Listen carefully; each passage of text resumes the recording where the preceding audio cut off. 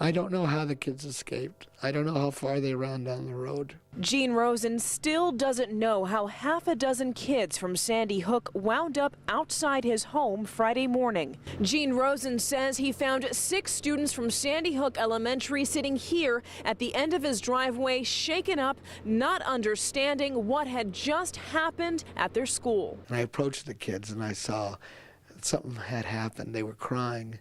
They were all crying, these kids. Still not knowing what happened at the nearby school, Gene took the kids inside and offered snacks. And that's when he heard the unthinkable. They start talking about blood.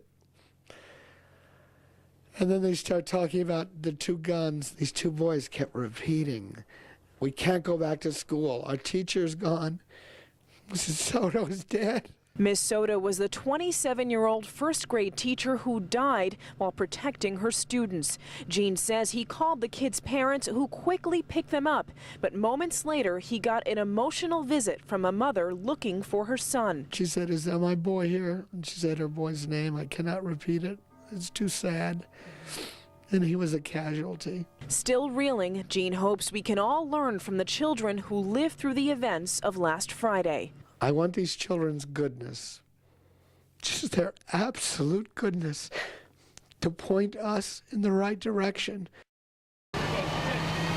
Firefighters doused the homes at the corner of Sudbury and Tremont Street from above and below as flames shoot out of the attic of these multifamily apartments. I mean, I've never felt fire this hot before in my life. We tried banging on doors, making sure people got out. Mayor Neil O'Leary was around the corner when he saw the blaze and rushed in to help. We got in the house, we broke the door for the first floor and checked. No one was inside the first floor. Second floor, we were able to get in that apartment. No one inside there. When we got up to the top, we couldn't get up there because of the smoke, and one of the officers actually tried to break the door. He couldn't get it. He says it finally took a fireman to break the door down, and once inside, they found one person unconscious. Unfortunately, I think we have a serious casualty here, but that could have been a lot worse. The mayor says the fire spread from one house to the other very quickly. Obviously, it got inside the walls, and it took over the whole house. Paul Leone lives on the second floor of the home on Tremont. He and his friend were out of the house at the time. They were overwhelmed with grief when they arrived. Got to the top of the hill here, and all I saw were flames coming out of the top of the house. I lost it. I started freaking out. But some good news. Are you scared, baby? Huh? As they get reunited with their dog, Rosie, who made it out safely. At this point, 1 resident and 3 firefighters have been transported to the hospital. So this is my road. This is my street. Tonight in the far distance, relief. For 2 days, it's been no way out, nowhere to go on Plank Hill Road in Bristol. I'm 6'5". Piles of snow removed by hand, tossed away by heavy-duty equipment. You needed a map to navigate this labyrinth. We were sitting here and we said, what if something happened? And it could have been. His wife is 9.5 months pregnant.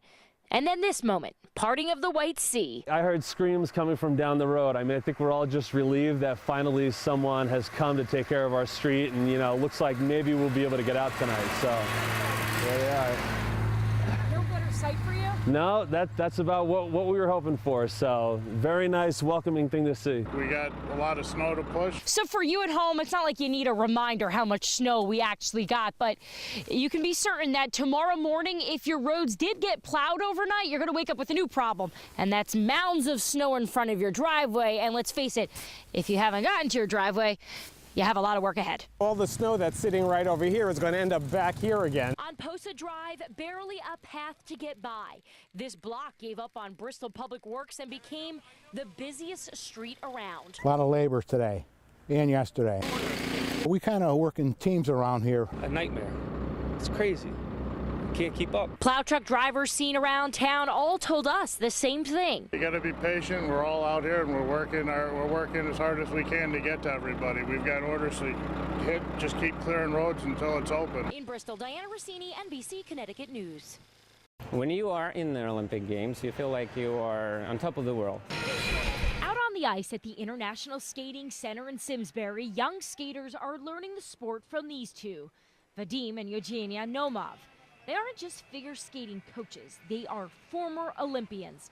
The couple competed in the 92 and 94 Winter Games for Russia in the pairs event. It takes a lot of work, a lot of dedication, and a lot of passion. This should be your life. The phrase that in the Olympics, it's not about the winning, how as much to be the part of it.